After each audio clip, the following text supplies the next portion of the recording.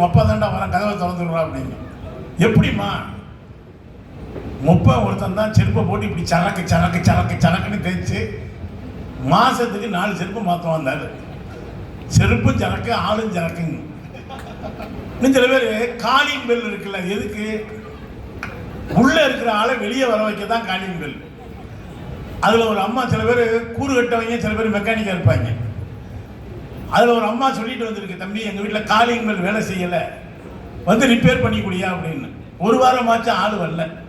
ஒரு நாள் கடத்தலில் பார்த்து கேட்டிருக்கேன், என்ன தம்பி இந்த காலிங் பெல் வேலை செய்யலைன்னா வந்து பார்க்க சொன்ன வரவே இல்லை, சும்மா வரலக்கா, நானும் ஒரு வாரமாக வந்து அடிச்சடிச்சு பார்க்குறேன், திறக்கவே மாட்டேங்கிறீங்க. அது ரிப்பேர்னு தான் அவனையே வர சொன்னது. அடித்து பார்த்தேன், திறக்கலிட்டு போனான்னா இப்போ இவன் எத்தனை காலிங் பெல்ல காலி பண்ணியிருப்பான் பாருங்க. இந்த காலிங் பெல் அடிக்கும் பொழுதே அந்த உள்ளே இருக்கிற தாய் சொல்லுவாள், உங்கள் அப்பா தான் துறை. எப்படிம்மா? இல்லைடா காலிங் பெல்லே இருந்தாலும் கஞ்சத்தனமாக தான் அடிப்பான், ரொம்ப நேரம் அடித்தா கரண்ட் போயிடும்னு சரக்குன்னு அடிச்சு விட்டு நிறுத்திடுவான். காலிங் பெல்லையே அப்போ கரண்ட் பில்லை கனெக்ட் பண்ணுற வேண்டாம் அப்படிம்பாங்க. எதுக்கு சொல்கிறேன்னா, இந்த கதை என்பது நம்மோடு உலகத்திலேயே மிகப்பெரிய கதைகள் தமிழில் தாங்க, இந்தியாவில் தாங்க இருக்கு. மகாபாரதமும் ராமாயணமும்.